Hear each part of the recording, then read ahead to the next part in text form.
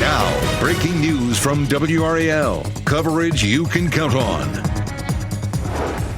Breaking at noon, heading to prison. The man who caused a deadly Christmas parade crash learns his sentence. You're less than a minute away from a live report. And 4-year-old shot. Yellow tape and police surrounded a home in Durham. Right now, an update on the boy's condition and possible charges. And our temperatures are cooler today behind yesterday's front, but it won't be long until warmer than normal temperatures return. I'll show you when. Breaking at noon, within the last hour, the man accused in the death of 11-year-old Haley Brooks during the 2022 Raleigh Christmas Parade was sentenced to prison. Thanks for joining us. I'm Renee Chu. And I'm Chris Levingood. Now, as part of a plea deal, Landing Glass will spend the next 8.5 months there. WRAL's Sean Gallagher was in the courtroom today for another day of sentencing. Sean, you have been there for 2 days of extremely emotional testimony. Yeah, that's right, Chris. Friday, 2 hours of very emotional testimony that they went home for the weekend and back here this morning for the conclusion of 3 years of pain in their journey to try and get justice. And all of this happening just 2 days shy of the 3-year anniversary of Haley Brooks' death. Now, victim impact statements resumed again today with Haley's father showing video from her last dance competition. It was an upbeat and exciting performance, but juxtaposed with the heavy weight in a courtroom knowing she's no longer there. Haley's father, Trey Brooks, sharing the emotional journey the entire family has been on. Anger, loneliness, guilt over the last 3 years, but ultimately finding a place of forgiveness for Landing Glass, but not without acknowledging Glass's responsibility in his daughter's death.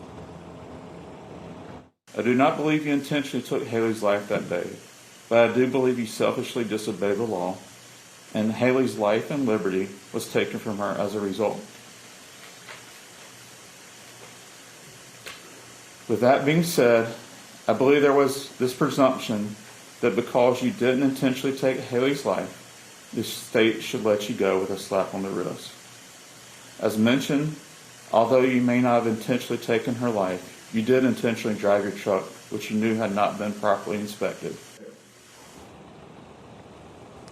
Now, Glass did speak during the hearing expressing how sorry he is and taking responsibility. As part of the agreement, Glass pleaded guilty to misdemeanors for death by motor vehicle and carrying a gun at a parade and a felony for obstruction of justice. He will serve roughly 8.5 months, followed by 36 months of probation and 400 hours of community service. Now, the Brooks family did not want to speak after the hearing today. It was a very emotional couple of days and really a few years for them as well. But their attorney tells us they will likely be speaking in the next few weeks, speaking about the good works being done to make parades safer in the state of North Carolina, all in Haley Brooks' name.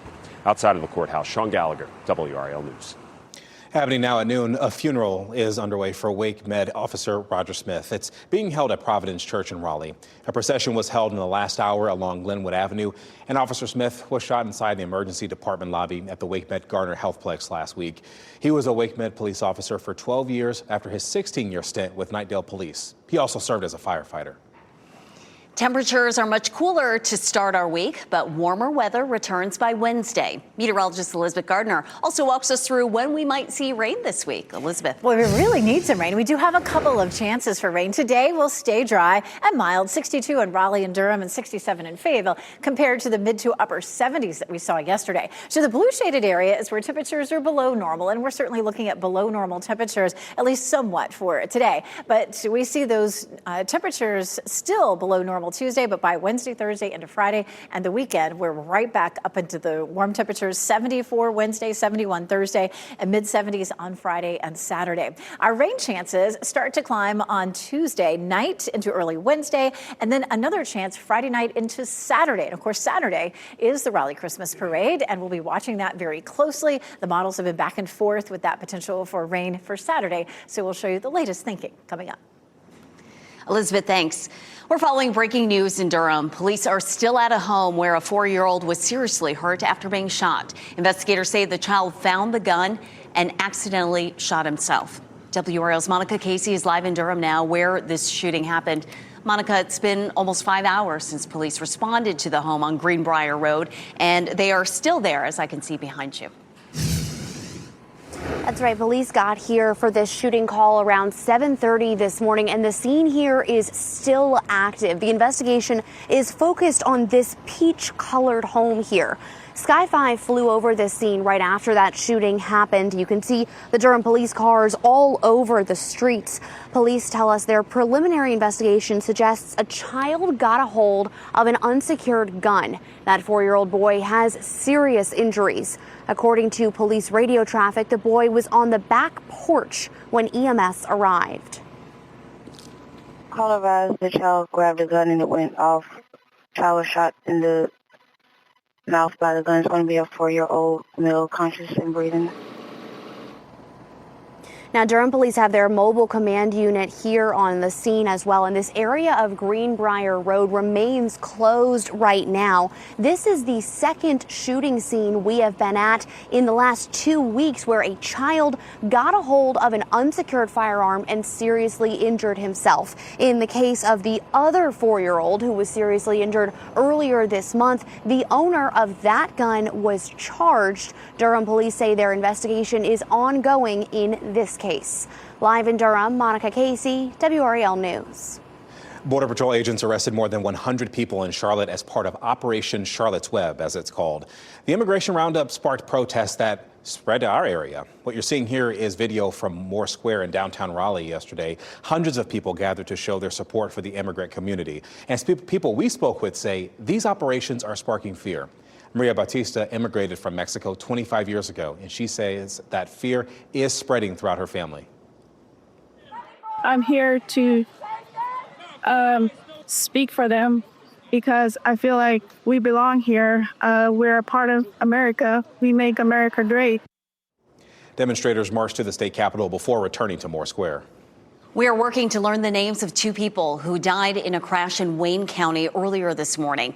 2 teens also involved are recovering at a hospital. WRAL's Ken Smith joins us now to recap how this crash happened and where the investigation stands. Ken. This deadly crash happened after a high-speed chase that state troopers say reached speeds of up to 120 miles an hour. The WRAL breaking news tracker was at that scene around 3 o'clock this morning on Pinckney Road off State Highway 581. Troopers say the chase started on Highway 70 and ended when the 17-year-old driver lost control of that vehicle on Pinckney Road and hit a tree. 2 passengers in that car died at the scene. The teen driver and another 16-year-old passenger are at a hospital this noon hour recovering from their injuries. As soon as we learn the names and ages of those passengers killed in the crash, we'll of course report that information. The State Highway Patrol also reports alcohol and marijuana were found in that vehicle along with 2 guns. Look for new reporting on this story in our news starting at 4, the WRAL News Plus and the WRAL app.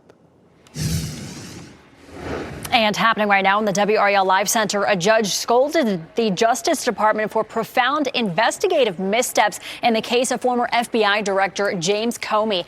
The judge said those problems included fundamental misstatements of the law by a prosecutor to a grand jury, the use of potentially privileged communications in the investigation, also unexplained irregularities in the transcript of the grand jury proceedings. Comey's lawyers had sought the grand jury materials out of concerns that irregularities in the process may have tainted that case.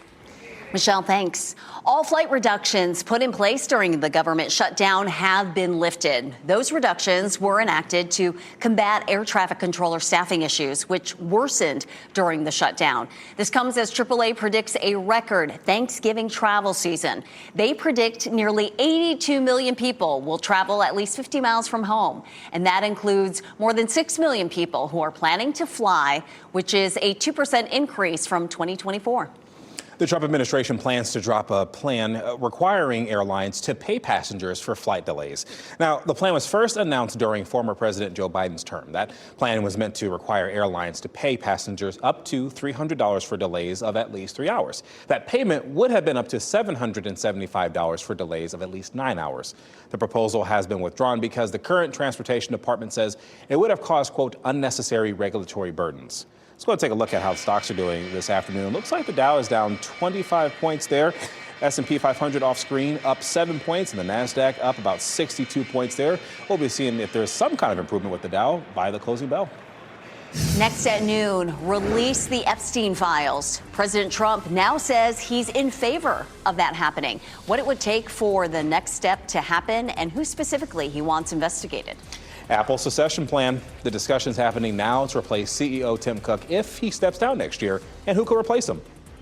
And a live report on the funeral of WakeMed police officer Roger Smith.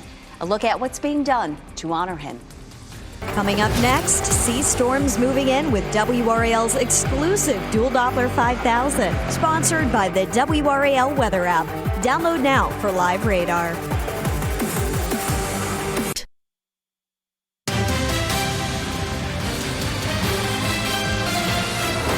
President Trump is now calling on Republicans to support the release of the Epstein documents. The about face comes as the House prepares to vote on a discharge petition for the DOJ to release all files related to the late sex offender Jeffrey Epstein. NBC's Hallie Jackson reports on that effort, plus the feud between the president and Marjorie Taylor Greene.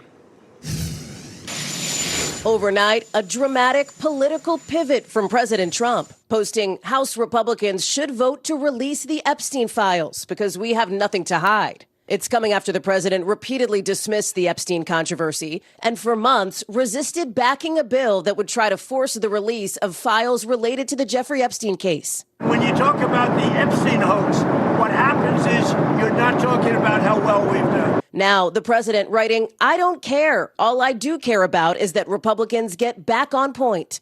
His latest comments coming as he lashes out at Republicans who support the bipartisan bill, including MAGA ally Congresswoman Marjorie Taylor Greene, who says she's faced threats after the president's attacks online.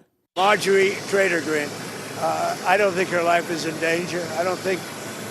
Frankly, I don't think anybody cares about her. Greene, earlier, insisting she will not back down. I'm standing with the women. The president has not been charged with criminal activity linked to his one-time friend, Epstein, and denies any wrongdoing. President Trump also says the Justice Department is looking at Democrats who appear in newly released emails from the Epstein estate, including former President Bill Clinton, whose spokesperson said on Friday, these emails prove Bill Clinton did nothing and knew nothing. This vote, the record of this vote, will last longer than Donald Trump's presidency. Now, from some Epstein survivors, a new public plea. I was 14 years old. I was 16 years old. This is me. This was me. This is me when I met Jeffrey Epstein. A public service announcement urging Americans to make their voices heard. It's time to shine a light into the darkness. Two of those women, Annie Farmer and Danielle Bensky. What is your message to lawmakers here just hours before this House vote happens? I would say, please remember that these are crimes that were committed against real humans, real individuals. This is not partisan. It really is an understanding that we are all coming together for this cause for a reason, because we want to change it for the future.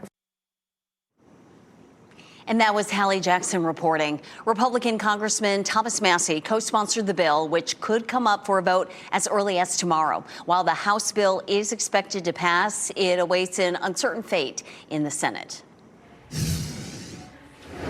And back here in the WRAL Live Center, learning that there is a water main break on Glenwood Avenue. We actually have some video for you. One of our photographers on the scene captured this video of the water main break. You can see police there, police tape up. They say this happened just south of Oberlin Road. 3 southbound lanes on Glenwood Avenue are blocked, as well as the Glenwood Service Road as well. They're asking drivers to seek alternative routes. You can see a lot of work being done there right now.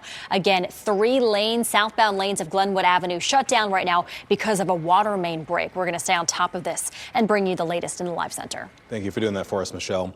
The O.J. Simpson estate agreed to pay $58 million to the father of Ron Goldman, decades after a double murder. Simpson's estate accepted a creditor claim by Fred Goldman. Fred Goldman's son, Ron, was killed in June 1994 at the L.A. home of Nicole Brown Simpson, who was also killed. Fred Goldman initially submitted a claim for $117 million to resolve a civil trial verdict in 1997. Simpson died last year in Las Vegas at the age of 76. Social media is buzzing about something called sudden stratospheric warming. Chris Michaels explains what that is and what it could mean for Thanksgiving in today's Ask the Meteorologist.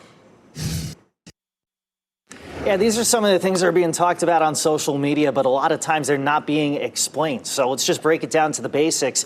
The atmosphere is kind of like a cake. It's got different layers. The troposphere is the bottom layer where most of your weather happens. The stratosphere just above that. But disruptions in the stratosphere can ultimately affect what you see at ground level. And they affect that other buzzword, the polar vortex, which is really just a container of cold air that's usually in the Arctic. But if it's disrupted, can ooze farther south. So if we warm that upper layer, that stratosphere, then we get a better chance of cold Arctic air diving into the U.S. By Thanksgiving, that's most likely in the north and central U.S. As far as whether or not it gets here into the eastern part of the country, that may happen as we head into early December. But for the time being, looks warm in the east, cold in the west, and stormy in the middle. So we're talking about potential travel hazards ahead of the Thanksgiving holiday right now on the homepage of WRAL.com. If you just search Ask the Meteorologist.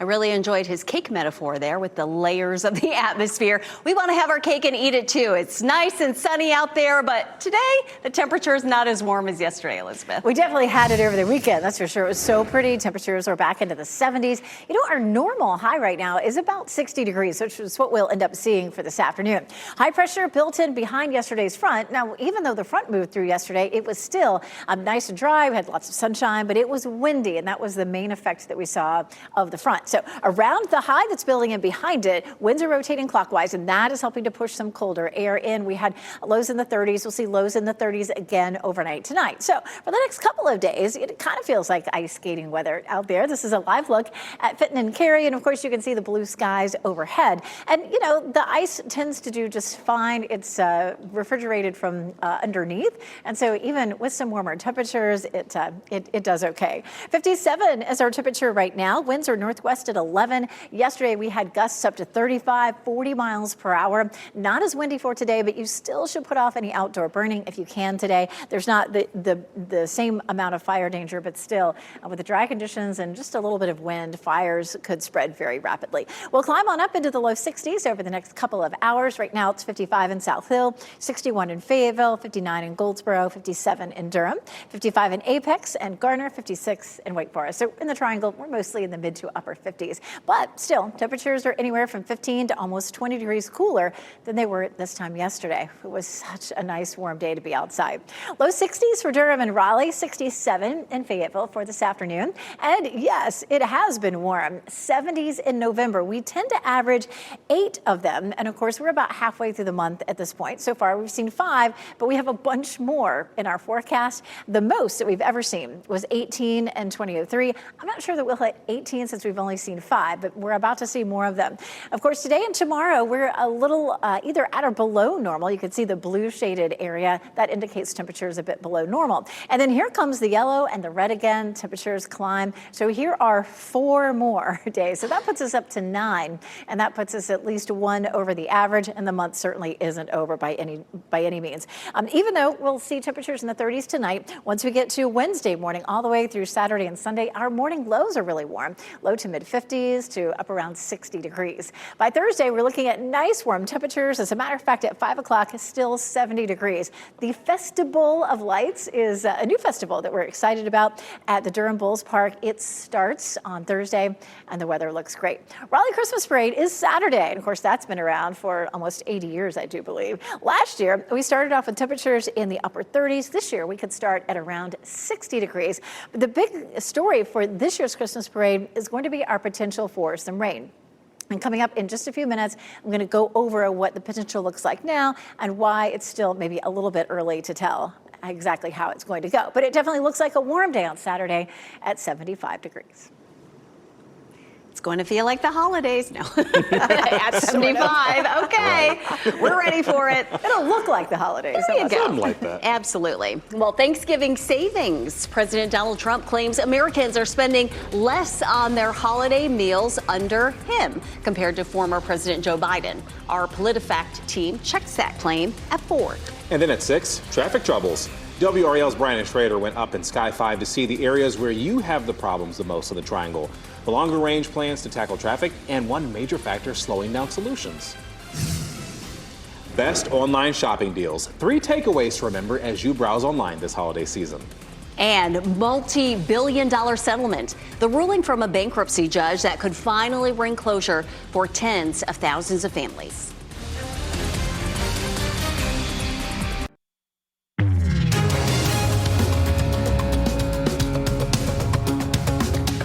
Making sure you get the best deals while online shopping. 5 on your side's Keely Arthur has 3 takeaways to remember as you browse online this holiday season. On sites like Amazon, Walmart, and Temu, you may be buying from third-party sellers rather than the retailer itself. That can make it harder to hold the seller accountable for unsafe or defective products. Consumer Reports recommends sticking with sellers you trust. If the marketplace itself is listed as the seller, that's generally safe. If you're interested in a product listed by a third party, stick with a well-known and reputable brand. Here's something else to consider.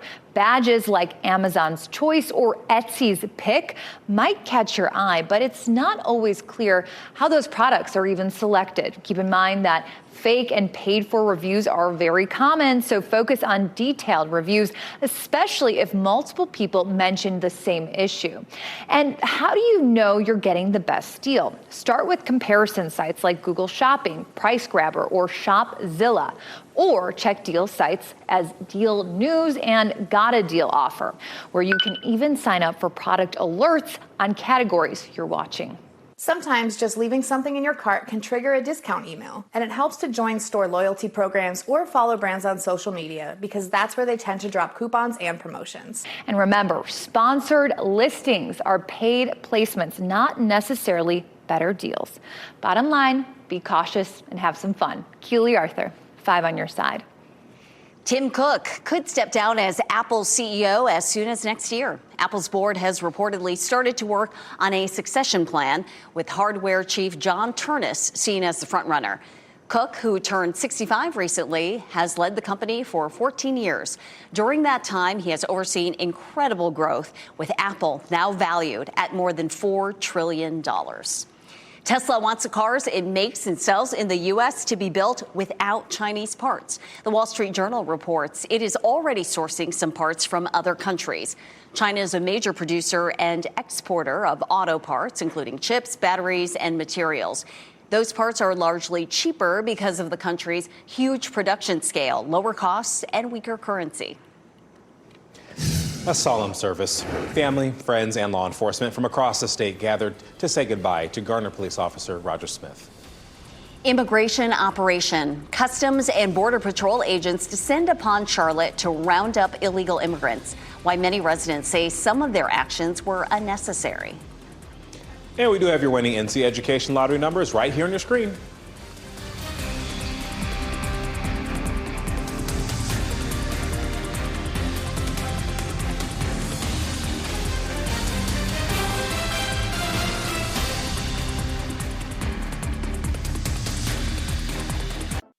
Shot in 4K ultra high definition. Your #1 source for local news. WRAL News. Coverage you can count on. Happening now at 12:30, a funeral service is underway for Wake Med officer Roger Smith. Part of Glenwood Avenue closed this morning for part of a procession. Smith was shot and killed in an emergency room lobby earlier this month. WRAL's Carly Haynes is live at Providence Church, where the funeral is being held. Carly. And the procession happened along Glenwood Avenue, which you know is typically a very busy road, but today traffic came to a standstill with some people actually stepping out of their cars and looking on at this procession as Officer Roger Smith was taken from a funeral home to this church where that funeral service is currently underway. Now, his casket was transferred from a hearse to a horse-drawn caisson. That is a ceremonial act meant for service members. We saw law enforcement agencies from all over the area here today. That includes Raleigh Police, who were led by Chief Rico Boyce. We saw Wake Med here, where Smith worked as an officer. And we also saw representatives from other hospital systems like ECU Health. As you said, Smith was shot during a struggle in Wake Med Garner a little more than a week ago. 29-year-old Benji Martin is facing charges in that shooting. He was shot during the struggle as well, and as of Friday, he's in the hospital. At the time this funeral service is happening, there's still very little information about what led up to the struggle or whose gun was used in that struggle. Questions that we continue to ask Garner police every single day. They continue to cite an active investigation. Carly Haynes, WRAL News, live in Raleigh. New at noon, charges are pending in a deadly crash following a chase through 2 counties. This is what it looked like just before 3 a.m. Sunday on Pinckney Road near Kenley. According to the Highway Patrol, the 17-year-old driver of a Mustang was clocked on US 70 in Wayne County, traveling at over 120 miles per hour. The driver led the trooper on a chase into Johnston County, then back into Wayne County before hitting a tree. 2 people in the back were thrown from the vehicle and died. The driver and 16-year-old front seat passenger were arrested. Investigators found drugs, alcohol, and 2 guns in the vehicle. And happening right now in the WRAL Live Center, an autopsy report found that a Fuquay-Varina man who died while on vacation in Florida this past summer drowned. 18-year-old Giovanni Pelletier was visiting family in Florida. He was last seen August.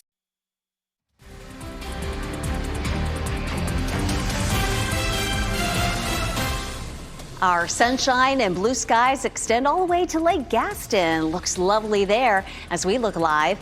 Our temperatures will head up into the low 60s today. A cooler afternoon than over the weekend. You're watching WRAL News, available on YouTube TV and the WRAL app on your TV or streaming device. Some teachers are taking marketing classes to a new level. Last year, the Utah State Board of Education gave the green light for teens to take influencer classes. But it's about more than gaining followers. High school students are learning skills like how to build an online brand, understand analytics, and deciding which kinds of videos to post based on who's watching. It's part of Utah's career and technical education program meant to give students skills they can actually use in the real world. We wanted the class to kind of open their eyes to what the job really is. This is a legitimate career, and we have to start to accept it. It's not going away. The students use phones that don't have access to the internet to edit and film for the course. Beyond the technical skills, these students are having much bigger conversations like how to use social media responsibly and how to navigate the mental health challenges that can come with this kind of work. Come with a lot of pressure, too. Happening today, the Johnson County Board of Commissioners is deciding on whether to move forward with a plan to rebuild Clayton High School. This is a rendering of what it could look like. The school board wants to build the new school at the existing site, and students would keep going to class in the old building while the new one's being built. The project will cost a total of $134 million, and commissioners will formally vote on borrowing money for this at their meeting tonight. The goal is to have the campus finished by fall 2028. So if you need a new passport, maybe you need to renew the one you have a chance to do so at NC Central today. There is a 2-day passport fair happening today. The fair will be at NC Central's U.S. Passport Office, that is at the Student Union building. It runs until 2 o'clock this afternoon, and anyone can show up without an appointment. Loyalty versus losses. How to keep your mood in check after your favorite team loses a game. Plus. Oh my God, I'm so scared. I was nervous, but thank you guys.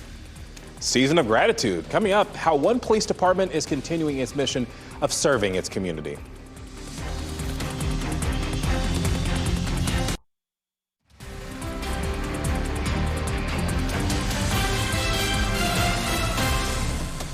Today, WakeMed and United Healthcare plan to resume negotiations around commercial contracts. United Healthcare officials announced Saturday that WakeMed had left the network. The insurer told WRAL WakeMed's facilities and specialty providers will be out of network, specifically for members enrolled in commercial and Medicare Advantage plans. The negotiation will not affect primary care physicians employed by WakeMed. They will stay in network. About a quarter of pregnant women in the U.S. do not get prenatal care in their first trimester. That's according to a new report from the March of Dimes. Starting prenatal care after the first trimester of pregnancy appears to be a growing yet dangerous trend in the U.S. Experts identified several reasons for the delay. More than a third of counties in the U.S. do not have an OBGYN, a family physician, or a certified nurse midwife.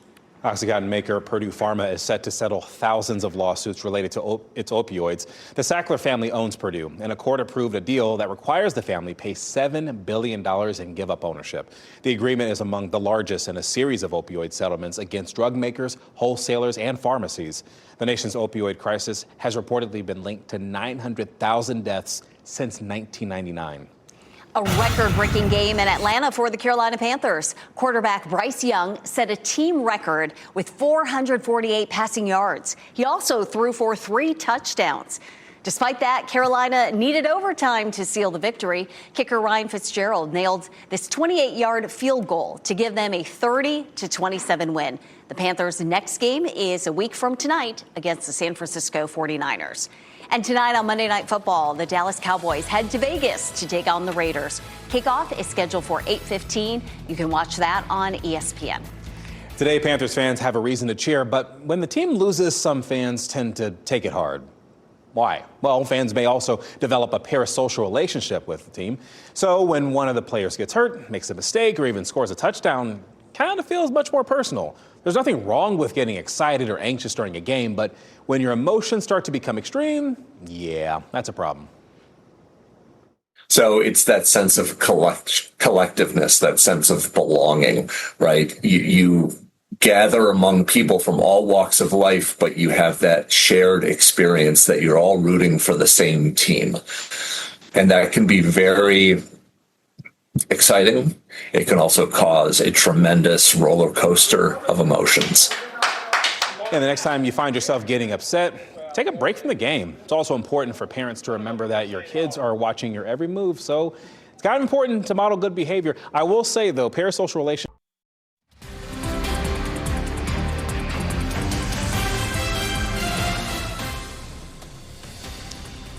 As we wrap things up, here's a look at a few of the headlines that we're following today. The man charged in the death of 11-year-old Haley Brooks during the 2022 Raleigh Christmas Parade was sentenced to prison. Landon Glass will face 262 days, or roughly 8.5 months in prison, for 3 charges connected to the death of Brooks.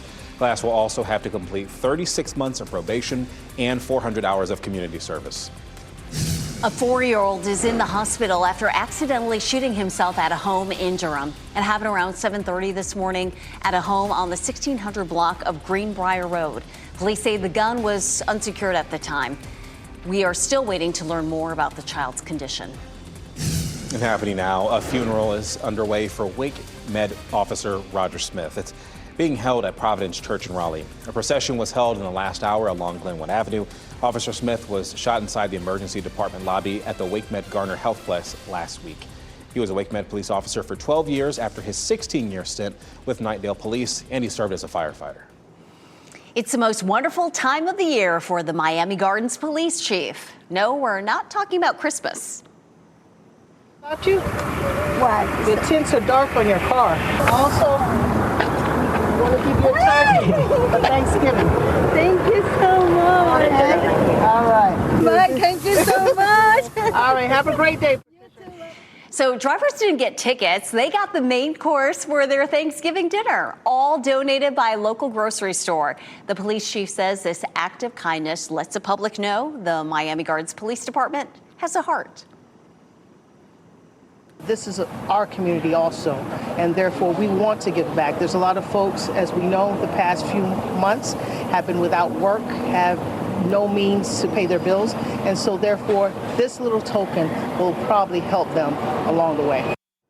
Just a smile on people's faces. The officers say they use the opportunity to educate drivers on road safety as well, and spreading some joy and holiday cheer. They're very happy people.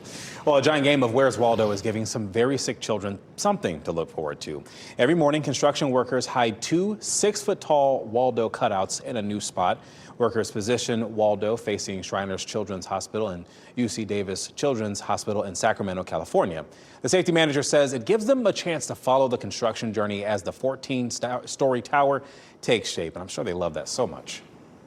Our pet of the day comes to us from ARF. Meet Sarge. His story is an unsolved mystery, but volunteers say someone somewhere invested in this exceptional shepherd. He's not just any dog. His expressions speak volumes, and he just knows too much. If you're looking for a friend that will look straight into your soul and follow you everywhere, reach out to ARF at the number on your screen.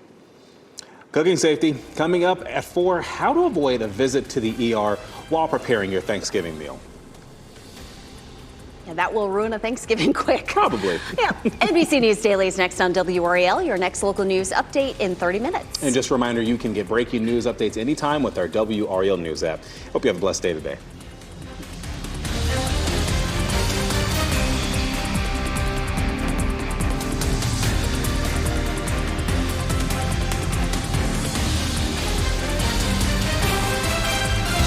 Keep watching WRAL News over the air channel 34 and Spectrum channel 1257.